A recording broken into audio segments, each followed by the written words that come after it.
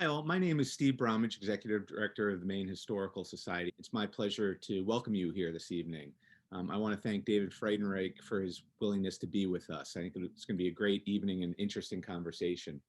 As Kathleen mentioned, tonight's program is being held in conjunction with our new exhibition, Begin Again with Reckoning with Intolerance in Maine, which just opened a couple weeks ago. Really appreciative. Bob Keys did a very nice review of the exhibit about a week ago, and WMTW had a nice piece on it last night, so you can look those up. The exhibit and accompanying program series explore how Maine fits into the national dialogue about race and inequity in Maine that has exploded in really such powerful ways in this past year. Through collections, stories, and a hard look at some really less well-known but critical aspects of Maine history, the exhibit really is trying to provide information, context, and a place to reflect and challenge one's own understandings and assumptions about both Maine and about race.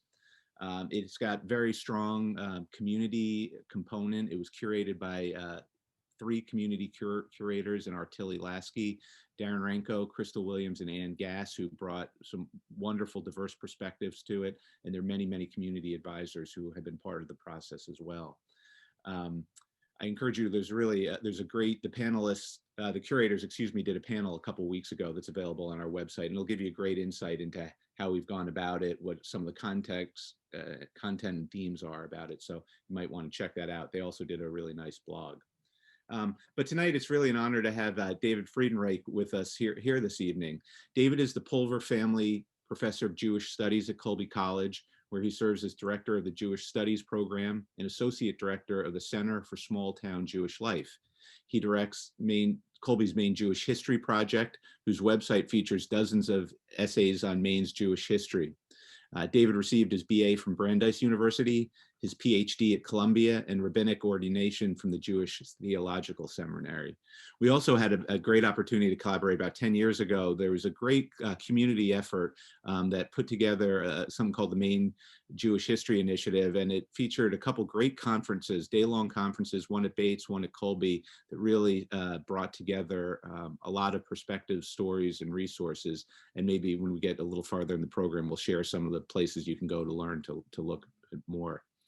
So David, welcome, and thank you so much for being with us. It's great to have you. Thank you for having me. Yeah.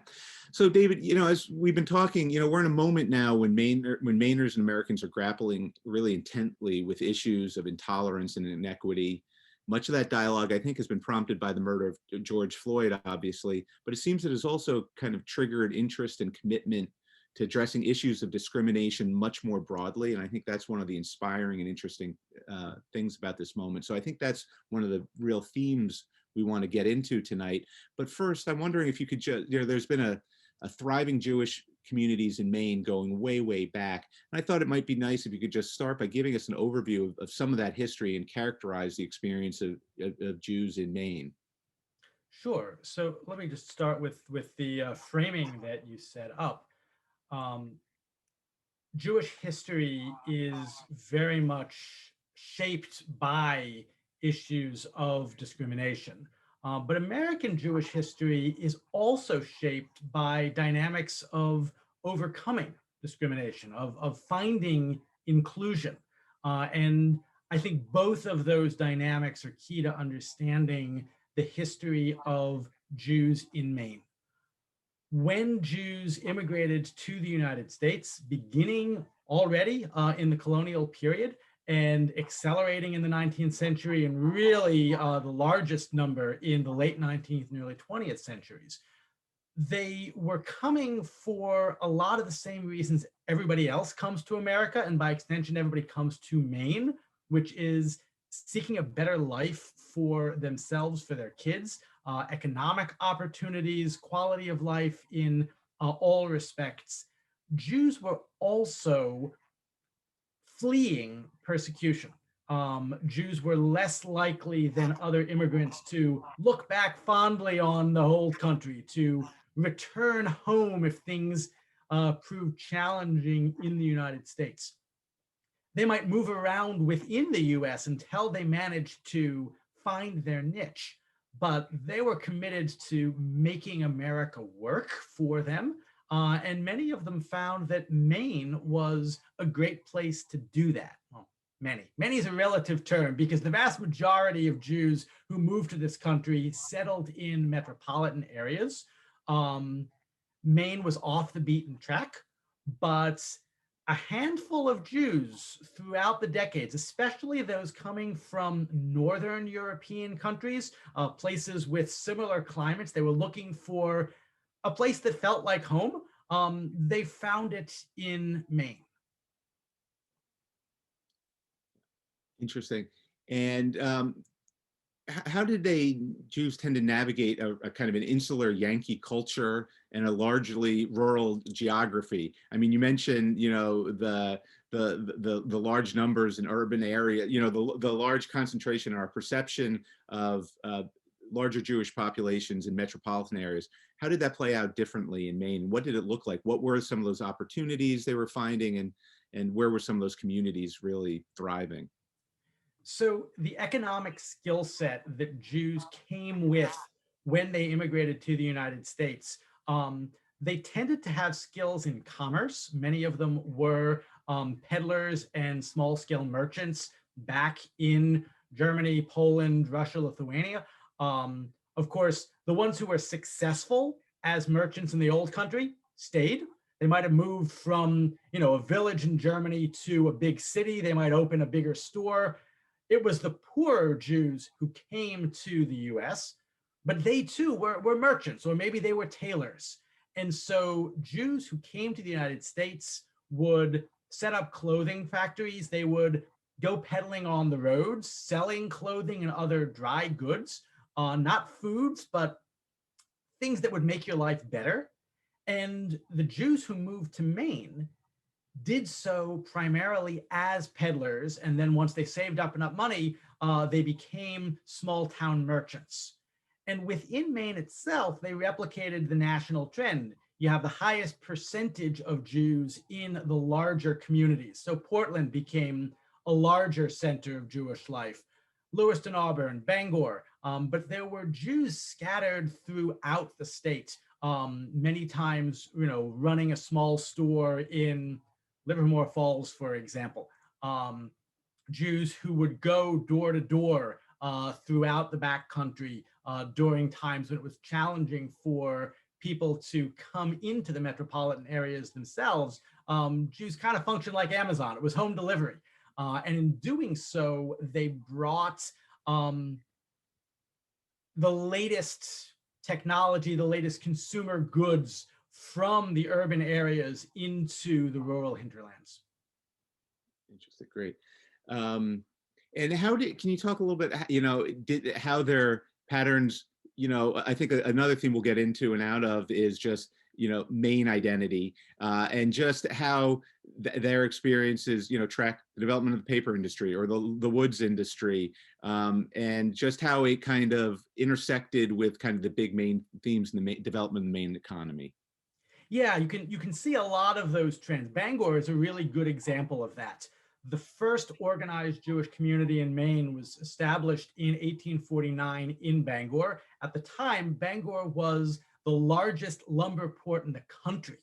And many Jews were, creating clothing stores to support the folks working in the lumber industry. The poorer Jews worked as peddlers going out into rural areas. The wealthier, which is to say lower middle class Jews, had shops in town. And it was a thriving little community until the lumber industry went south in the 1850s. And for various reasons that we still can't quite determine, the Jews of Bangor seem to have made a collective decision, this is not working for us. And within the space of about 6 months, they all closed up their shops and moved to various places across the country. As Bangor's economy rebounded, come the 1870s, you have more Jews moving into Maine, again, working in commerce primarily. They reestablished that synagogue. And over time, more and more Jews came in to settle not only in Lewiston, but also Portland, Waterville, and so on. As the economy continues to expand, Jews didn't tend to work in the mills in Maine. If Jews wanted a factory job, they stayed in New York or Boston, often working in the clothing factories there. The ones who moved to Maine were looking to be independent businessmen. And as the economy grew, there were more and more Mainers who could benefit from their services. The Jews who were successful, established jobs, set down roots, really made Maine their home, and in some cases, multi-generational families. The Jews who were less successful in Maine packed up their bags, moved to another state, and presumably eventually succeeded somewhere. Well, it's interesting. I think another, in some of our earlier conversations, just talking about too, the universalities of experience, and what one of the things that binds us all together is this pursuit of opportunity and security and stability and a place to raise family and build a life. And it's interesting. I mean, just what you were just describing reinforces that, the ups and downs of the Maine economy, which everybody experiences when there are jobs in the mills or in the woods or in the factories, and people are buying clothes and feeding their families. There's opportunities, all the economic activity around that. Can you just give us a little sense of some of the, I don't know if you have a handle on some of the demographic numbers, in terms of the size of the Jewish community in various places and how that fit as kind of a percentage of the population in general?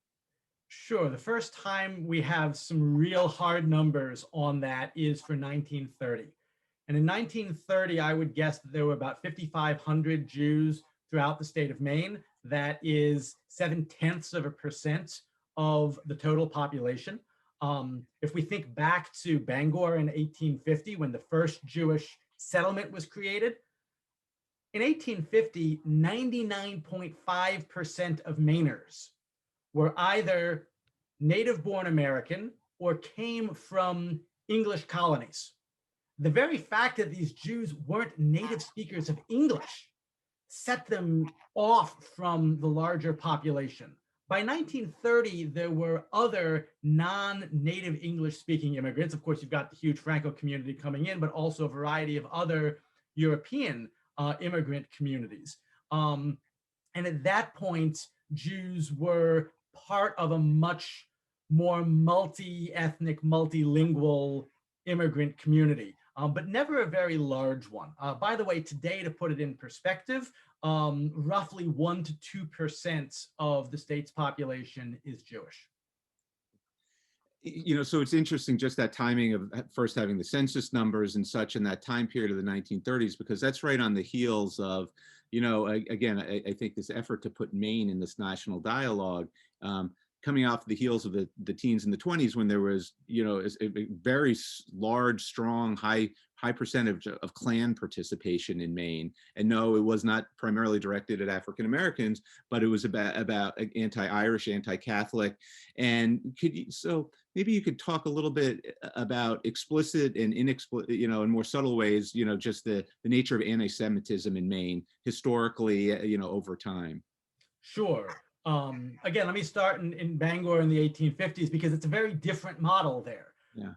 We know a fair amount about daily life in that community because one of the merchants there, Hyman Spitz, happened to write an autobiographical memoir for his kids and grandkids. And he describes his years in Bangor as challenging because, as he put it, folks patronize their own, right? They always ask you what church you went to, and that was bad luck for me. I tried to join the Masons, the Odd Fellows. I did what I could, but there's a tinge in his voice as he writes 30 years later. He never quite made it, but wasn't excluded either. Fast forward, the first Jewish mayor of Bangor was William Engel, 1902. He was able to fully integrate, but a couple decades later, Bangor's hospitals refused to hire Jews or grant Jewish doctors admitting privileges. Jews were excluded from Bangor's country clubs. There were informal restrictions on where Jews could live. In Portland, the city government, the city Protestant elite, changed the charter of the city council to reduce the voting power of minority communities, Jews among them. In the Begin Again exhibition, there's a wonderful map of redlining in Portland that identifies the Jewish neighborhoods. And so there were a variety of ways in which Jews were suffering from exclusion during this period, but it's a certain kind of exclusion. During the 1920s and 30s, Jews are rapidly moving into the middle class, or at least they're angling for entry into it. Jews are pursuing college education at rates that far exceed the general population. Those who are successful in business are able to try to find houses in nicer neighborhoods. They're able to try to join country clubs and the like. And the elite establishments wasn't comfortable giving Jews that social status that Jews desperately sought. And so Jews found themselves creating their own country clubs, moving into less desirable middle-class neighborhoods rather than the really fancy middle-class neighborhoods.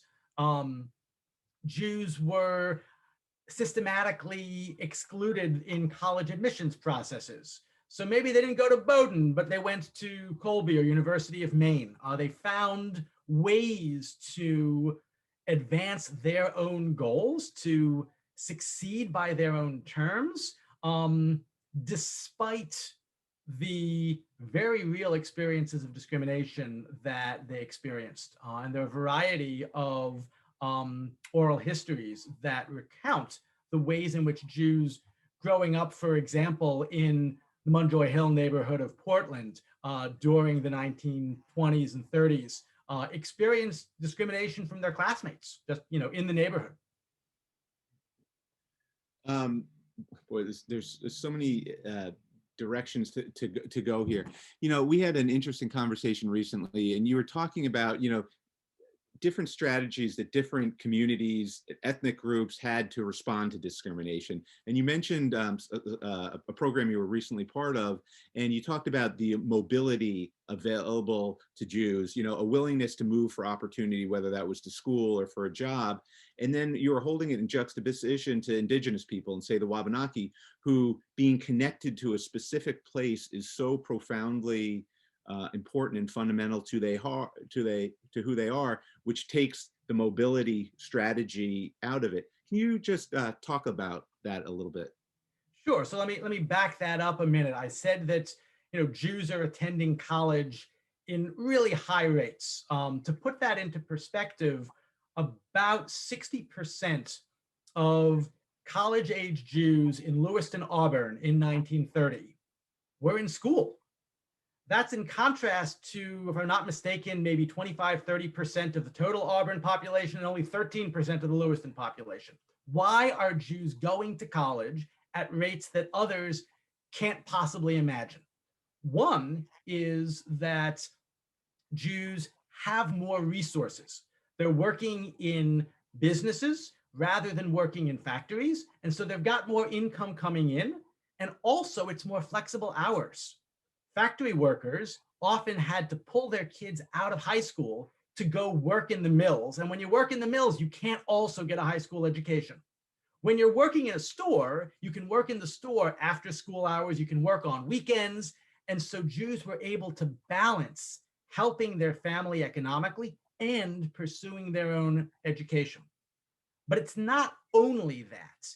Even when you compare the kids of Lewiston Auburn merchants, Jewish and non-Jewish, the kids of families who own houses of the same value and presumably had the same disposable income, Jewish and non-Jewish, Jews are attending school at higher rates than non-Jews. And one reason I suspect that Jews are making choices that non-Jews are not is that their parents fled persecution and wanted their kids to have a portable set of skills, a portable way of earning their own living. They wanted to succeed in Lewiston, Auburn, but they were perfectly comfortable with the possibility of their kids going to school in Boston and never coming back, or even going to school at Bates and needing to leave town if anti-Semitism got bad, but at least they'd have the skills that they need. And because Jews were willing to be mobile and in fact were anxious about the need to be mobile, they prioritized education, something nobody can take away from you.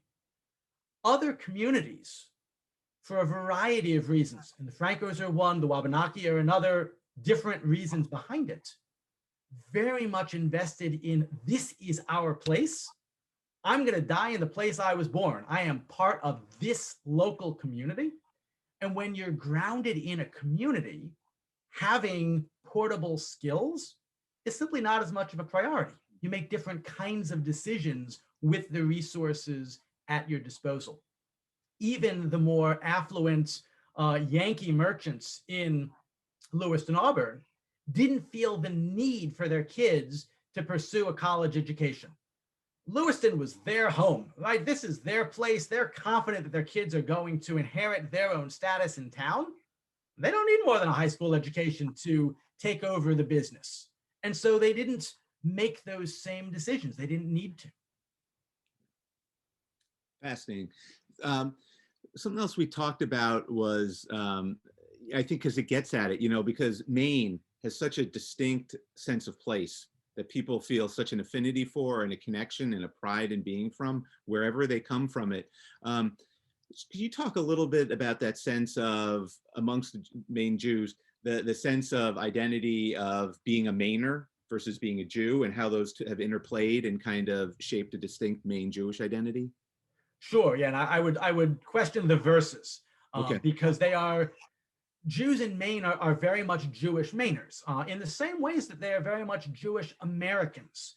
When I was growing up, the standard question that you were asked in Jewish summer camp is, are you an American Jew, emphasis on the Jew, or are you a Jewish American, emphasis on the American? And what I've come to realize, it's a silly dichotomy because I am both, and the Jews of Maine are both, but they're a particular kind of Jewish American. They are Jewish Mainers, and all of those factors that we all know and love about Maine, right? The love of nature, the certain kind of laid back lifestyle, the ways in which communities interact with one another, people know each other, all of that shapes what it means to be Jewish. There's a real place-based element to how Jews in Maine celebrate holidays, the kinds of foods that they integrate into their diets.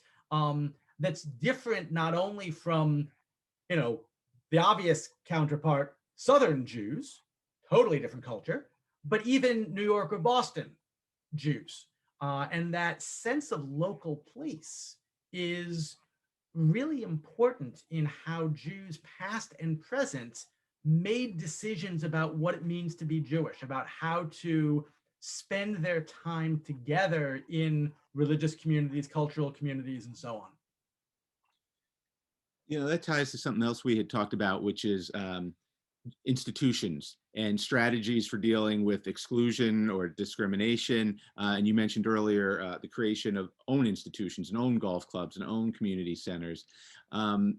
So can you just talk a little bit about how those emerged? But then it was also interesting, a conversation we had just about evolution and adaptation, and about how the roles of those institutions evolved to meet what was ever going on during a current generation. Can you talk a little bit about evolution and adaptation in institutions? Sure, yeah, and I'll start once again back in Bangor because it's the place where we start to see these dynamics. In the 19th century, Jews were most interested in mutual assistance. And so they founded a synagogue in Bangor, but it's clear from the minutes of the synagogue that it wasn't really about prayer and ritual life. That was there. The very first thing that synagogue did was buy a plot of land for a cemetery. And they established rules about how congregants have to care for one another when ill, how they have to escort coffins to the cemetery and take care of burial for one another. There was a sense of, if Jews don't take care of their own, nobody will. And similarly in Portland, the first Jewish organization, founded in 1874, if I'm not mistaken, was a chapter of B'nai B'rith, which at the time was really a mutual insurance association. People joined the Portland chapter from as far north as Holton, not because they wanted the fellowship of getting together at lodge meetings. I'm sure they never attended. They wanted the life insurance benefits for their widows and children in the event that they die. And the first thing that B'nai B'rith did was they built a cemetery in Cape Elizabeth. And when the B'nai B'rith chapter folded, they folded it into a cemetery association. You get synagogues forming as well in the late 19th and early 20th centuries, but those synagogues are not only for religious purposes, they're for cultural and mutual aid. Come the 1920s, the Jewish community is becoming more deeply established. They can establish a variety of organizations in places like Portland, Bangor, Lewiston, Auburn. Those are the critical mass communities. But even Waterville had not only the synagogue, but also a couple of communal organization chapters, right? Zionist organizations, for example, or women's organizations, things of that nature, opportunities for Jews to get together socially. And especially in the larger communities, they were parallel to general organizations that excluded Jews.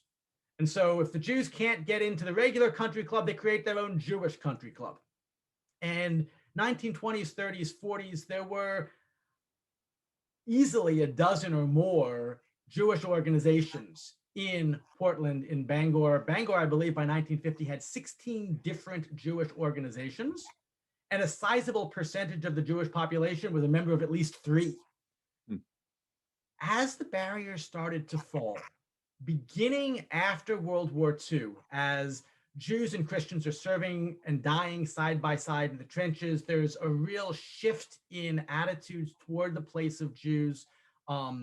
Definitions of whiteness in the United States shift tremendously during and after the war years, and Jews are white, and so they get to be included in ways that African Americans simply were not. The barriers began to fall. In the late 1960s, Maine passed legislation denying liquor licenses to private organizations that discriminated on the basis of race or religion. And one of the primary motives was the Portland Cumberland Club's refusal to admit the then conductor of the Portland Symphony Orchestra, simply because the conductor happened to be Jewish. Well, within a year of threatening to take away their liquor license, the Cumberland Club admitted Jews, the country clubs admitted Jews, and all the Jewish country clubs folded. All of those parallel organizations ceased to exist because the only reason they existed at all is that Jews couldn't get into the clubs they wanted. Once they could finally get into those clubs, that was the end of that separate Jewish sphere. The other thing that leads to the demise of Jewish organizations in the 60s, 70s, 80s is the inclusion of women in the workforce. In Waterville, there were 3 separate women's organizations. They each met once a month on a different week, because the women had nothing better to do. They wanted to spend time with each other. They wanted to get involved in civic life. And as they were able to do that in mainstream organizations, and as they were able to take on jobs that took even more time from them, they folded those 3 organizations into one. There just wasn't enough time anymore. Interesting. Can you, it's fascinating. You talk a little bit about this dichotomy of having the privilege of whiteness, but also dealing with discrimination. Can you explore that for us a little bit further too? How that factors into identity? Yeah. For all that Jewish history has been shaped by discrimination, at the end of the day, in the United States, the primary form of discrimination is race-based, and it's based on the color of your skin. There are Jews from all over the world with all sorts of skin colors, but the Jews who moved to Maine in the 19th and early 20th centuries were from Europe. They were white. and they carried with them the privileges of whiteness, even as they suffered the discrimination of Jewishness. But the discrimination of Jewishness was never as severe as the discrimination they would have faced had they been Black, had they been Chinese. The US government never established formal discrimination against Jews as such. And in that regard, Jews had opportunities that others in this country never had. And they seized those opportunities. It's also true that Jews were disproportionately involved in civil rights efforts because they perceived in the discrimination against Blacks in this country a threat to their own identity. If anybody can be subject to discrimination, we can be too. And we want to be careful to make sure that we don't find ourselves in the place that African Americans are. That led to some tensions over time because, after all, Jews were not in the same place as Blacks. And especially in the late 1960s with the rise of the Black Power movement, when African Americans really took the reins of the civil rights movement for themselves and for their own particular goals, as they should, Jews found themselves on the outs of a community that they saw themselves closely aligned with. And that was a major tension on the national level. I'm not aware of particular ways in which that played out in Maine, because Maine wasn't as central to the civil rights controversies and movements of the 1950s and 60s as many other parts of the country were.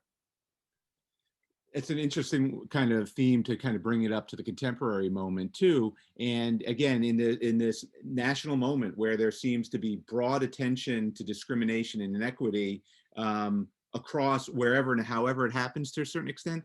So to what extent do you feel consciousness about discrimination against Jews, anti-Semitism has yet or has not factored into this kind of national moment? And what's the interplay there? You know, is it an opportunity and a time where we have a chance to further erode some of that discrimination? How do these things fit together? Sure. So for a long time, especially in progressive circles, identity was defined in terms of race or in terms of gender and sexuality. And in those contexts, Jewishness gets erased. Jews are just white, unless you focus on Jews of color. Well, they're Black, and that's a different story. But awareness of Jews of color itself has been a very recent development, even within the Jewish world, let alone within the broader world. And so in those framings, concern about anti-Semitism really fell to the wayside. It's also true that for much of the late 20th century, there was a widespread sense that anti-Semitism really hit a peak with the Nazis, and ever since we've all learned the lesson that anti-Semitism is part of the past, not part of the present.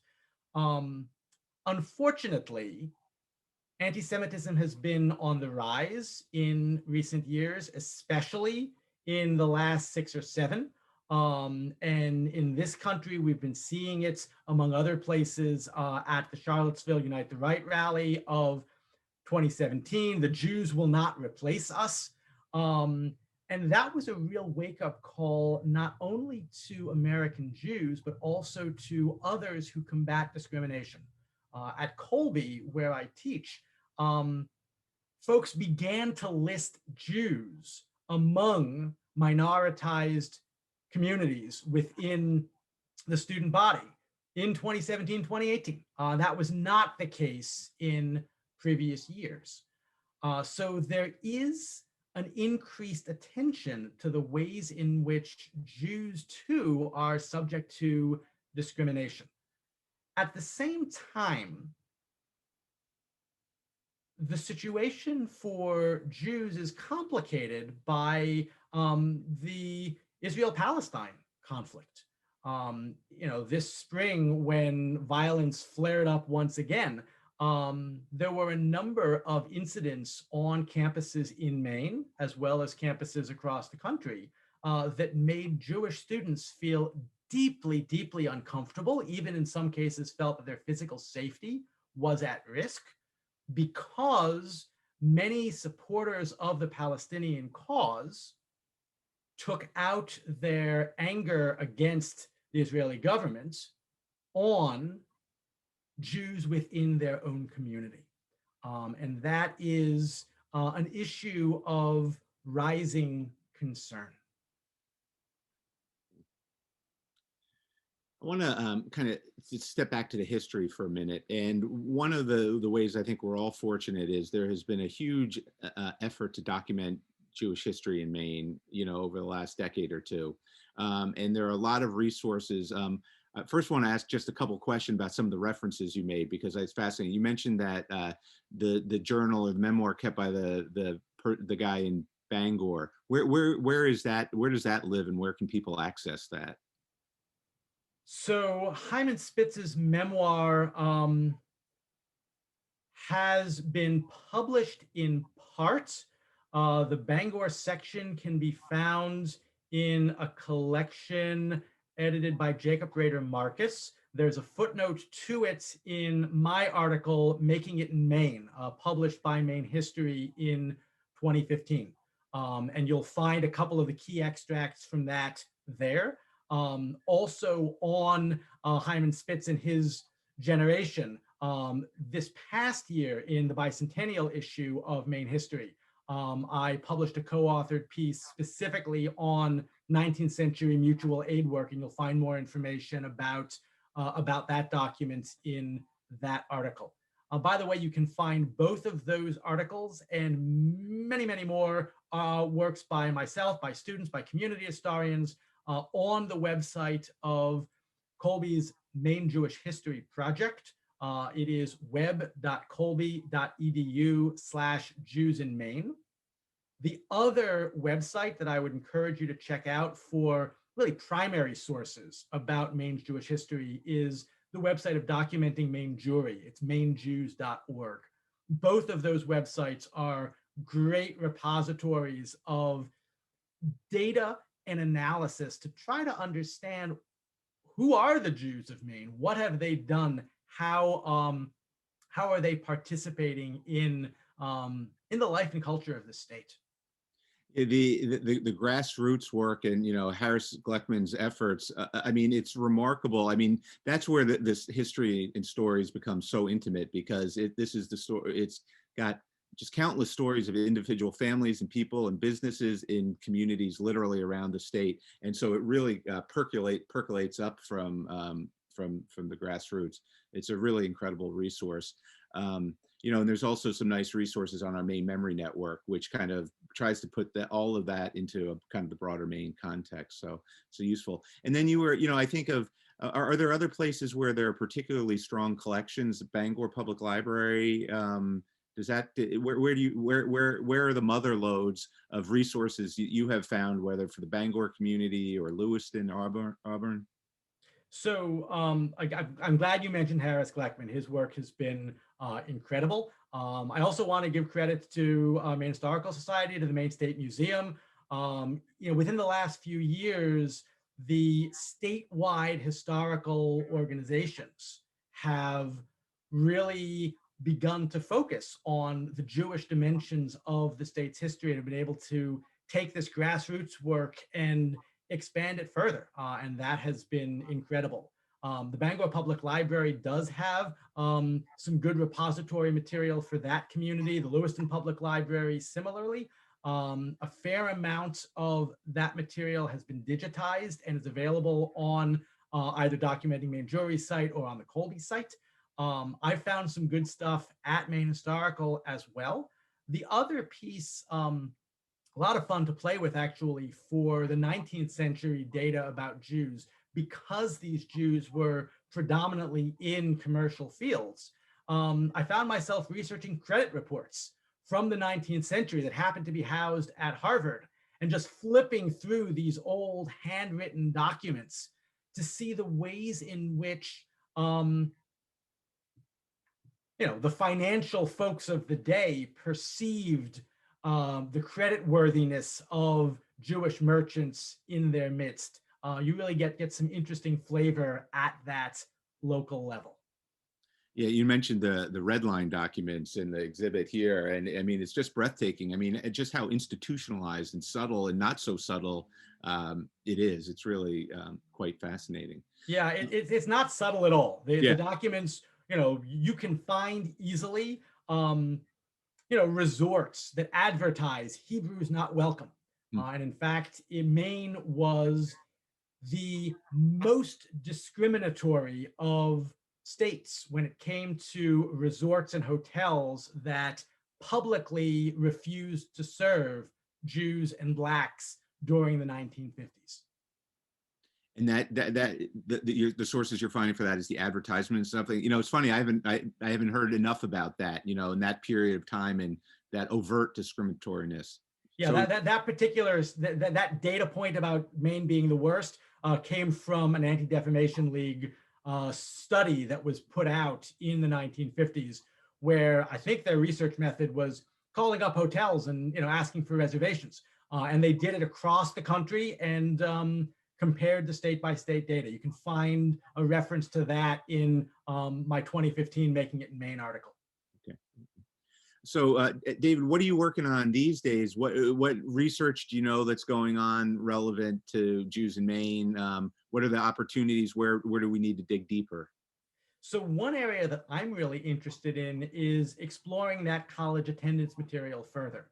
And one of my students this year, Jake Nash, for an economics thesis, actually analyzed aggregate census data from 1910 and 1940. He was able to connect the records of people who were, age 0 to 20 in 1910 in Maine to where are they nationwide in 1940 and how much college education have they achieved. And he was able to look at not only Jews, but also Francos, also Yankees, also other immigrants, and put some broad data together to compare what these trends are. And I'm really interested in my own work in doing kind of combining this broad scope data that we now have for the first time with some of the more specific community-based data that students have collected over the years. I am not aware of specific other projects underway right now. I think we're going to see in a few years when the latest batch of census data becomes generally available, we're going to see another rush to explore the next decade worth of Maine Jewish history. That'll be 1940 coming out next year. Yeah, exciting for all of us in this realm. Yeah, yeah. So I like at this point, I'd love to kind of open it up to our audience for questions. Please use the chat function. Anything on your mind? Any questions? Anything you'd like David to elaborate on? One we've had come in was maybe talk a little bit more about the internal communities and traditions that Maine Jews develop. Can you talk about some of that? Sure. So the Jews of Maine, really through the mid 20th century, were fairly conservative with regard to their religious practice. There were a variety of reform-minded trends in urban communities, especially in Midwestern communities, and they all passed Maine by. Efforts to create non-Orthodox synagogues in Maine consistently failed until the 1940s. One of the things that has changed since then is that the situation is flipped. Nowadays, the vast majority of communities in Maine are progressive. The vast majority of Jews in Maine are not affiliated with synagogues at all. This reflects both broader trends in the American Jewish population and also broader trends in Maine, which is, according to the Pew Research Center, the most secular states in the country, and Jews are certainly part of that dynamic. when it comes to how Jews in Maine express their Jewishness in religious terms, you'll find a lot of outdoors oriented Jewishness. Synagogues in Maine were doing outdoor stuff long before COVID. It was much easier to attract folks for a prayer hike than it was to get them inside a building for a traditional service. Many communities created their own Maine-inspired versions of traditional recipes. So, for example, there is a customary recipe that relies on apples and nuts and the like for Passover, and recipes circulated with Maine blueberries thrown into the mix, and a new way of kind of making this a local celebration and not just, a timeless or really Eastern European oriented cultural tradition. Wonderful. Got a question. Could you talk a little bit about Jews at Colby specifically? Sure. And let me put this into some context. In the early 20th century, private liberal arts colleges across the country began to discriminate against Jews. It was the first time, in fact, that colleges had enough applicants they could afford to turn away qualified candidates. And once they had the opportunity to choose, many of them chose to keep Jews out as much as possible. Bowdoin increased its total student body from 400 to 550 over the course of the 1920s, but they made a point every year of publishing a religious census of the student body, and the number of Jews somehow stayed exactly at 13. Fluctuated one or two, but it was clearly being capped at a low number.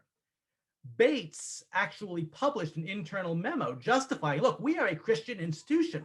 We are happy to serve everybody, but we were established as a Christian institution, and so we can't have too many Jews. We're going to limit it to 2 to 3% of the student body. By the way, they prioritized Jews from Lewiston and Auburn, and so local Jews had no idea these caps even existed because they all got to go to college. Colby had a policy restricting Jews during the 1920s, 30s to about 10 to 12% of the student body. Never got that high, probably 7 to 8% on average. Jews had been attending Colby as early as the 1880s, when some of Waterville's businessmen were able to send their children to the college. The challenge that Colby's Jews faced, which Bates' students did not, was fraternity exclusion. Bates had no fraternities, so that wasn't a problem. But at Colby, Jews weren't invited into the fraternities during the interwar years. They got in during the 19 teens, but 1920s, forget it. And not only that, the Interfraternity Council refused to allow the Jews to create their own fraternity. So from 1923 until 1931, there was an underground Jewish fraternity that was finally admitted. That when Colby moved to its current campus on Mayflower Hill and all the fraternities got nice houses on Frat Row, somehow, I don't think it was coincidental, the Jewish fraternity is off to the side. It's not on Frat Row. By the way, it's also not coincidental that the Jewish fraternity was the first to admit African Americans, was the first to admit Asian students, and remained the most diverse and inclusive of the fraternities until all the fraternities were banned in the 1980s. So what happened from the teens to the 20s? What happened is an increasing rise in anti-Semitic discrimination. So the same in parallel with the Klan in Maine, all of those nativist things were hitting home at the college. Exactly. So you've got these broader trends of nativism, and you also have an increasing number of Jews coming to the college, aspiring to get in, and there's this resistance. No. You are not our kind. We don't want to give you that leg up. Sounds scarily similar to our current times in certain ways. I want to go back to questions from our audience. So what are some of the main Jewish organizations that still do exist today, given this evolution and adaptation, and what are the ones that are still exist today, and how is the contemporary Jewish community thriving within Maine? Give us the flavor. Sure. So you'll find synagogues in Maine, in um, Portland, Bangor, Auburn, Waterville, Rockland, Augusta, Bath, Biddeford. Think I hit them all, but I'm probably missing something along the way. Um, there's also in Portland a wide variety of additional non-religious specific organizations. So the Jewish Community Alliance functions as a kind of United Way fundraising and distribution agency. They've got a fantastic family services program with the state's only diaper dispensary, as well as a food bank, an early childhood program, a summer camp. Portland also has a elementary and middle school run out of, and it's an independent school in one of the synagogues, the Maine Jewish Film Festival. One of the things that's really striking about Jewish organizations in Maine, and it's true to some degree for the synagogues, but even more so for the educational and cultural organizations, is the degree to which non-Jews are participating actively in these Jewish organizations. And in some ways, the best evidence of a sense of inclusiveness, a sense of Jews are acceptable within the broader society, is the decision, hey, I as a non-Jew want to participate in what the Jews are offering. I'm interested in those films. I'm interested in the education that the Jewish day school can provide. And so there's a much greater degree of integration, interaction. When I went to a Jewish day school growing up outside Philadelphia, there were no non-Jews and no expectation that non-Jews would ever want to attend. My kids are at the Jewish day school in Portland, and a sizable percentage of their classmates are not Jewish. They are experiencing diversity that I didn't encounter until a much later age. And I think that is wonderful. When we spoke yesterday, you had an observation about the Quakers in Philadelphia too, which was kind of fascinating along those lines too. Yeah, which is also to say, not only are non-Jews increasingly eager to take advantage of the opportunities that Jews are contributing to Maine's culture and society, but Jews in Maine are increasingly recognizing that they have something of value to offer to the people of Maine and not just to the Jews of Maine. I grew up outside Philadelphia, as I mentioned, and when I was growing up, the Quaker schools were the private schools. Everybody knew about the Quaker schools. Everybody knew that most of the students at the Quaker schools weren't Quaker, but they appreciated what the Quaker schools were contributing. I mean, Quakers have been contributing to Philadelphia's culture and values and society for hundreds of years now. And Maine's Jews are beginning to function in a similar or at least analogous sort of way. And you can really see that in the educational context. But also, I think the film festival is a great example of that. The percentage of non-Jewish attendees at Maine's Jewish Film Festival far exceeds that of many other film festivals in the country. To go to a specific question, one of our readers asked a little bit about the Jewish community in Rumford, where their dad's family was from. Was there a synagogue there? Any tidbits or any information or stories you can give us about Rumford? Yeah, Rumford was home to a synagogue for, if I'm not mistaken, about 20 years. You can find the details. There was an exhibition that the Maine State Museum put on a couple of years ago called Maine Plus Jewish, 2 Centuries. And they had a big blow up map of all the locations in Maine that had synagogues with all the dates. The copy of that exhibition handbook is on Colby's website. When Rumford was a thriving mill town, it had a sizable population of Jewish merchants. Never huge, but large enough to support its own institution. As the economy shifted, the Jewish population declined, the synagogue shut its doors. Same is true for Fort Kent, for Old Town, for a variety of other smaller locations in the state. Yeah, it's interesting. One of our audience members too just pointed out too that there was I guess a hotbed of anti-Semitism in Rumford as well. Hotbeds of anti-Semitism tend to correlate with Jewish populations that feel out of place to those who are participating in those anti-Semitic movements. Yeah. Well, David, you know, we've been at it almost an hour. It's been a great dialogue and discussion. I really, I think we all really appreciate your insights and knowledge. And I think if ever there's a case of a program being the tip of the iceberg, this is it. There's a lot of tremendous work being done and resources. We mentioned some of them. The Maine Jewish Museum, documenting Maine Jewry has fantastic resources. There's a lot of great work being done. And so I hope for our audiences who are new to this topic, you'll keep exploring and digging deep because it's a really rich and wonderful Maine and aspect of the Maine experience.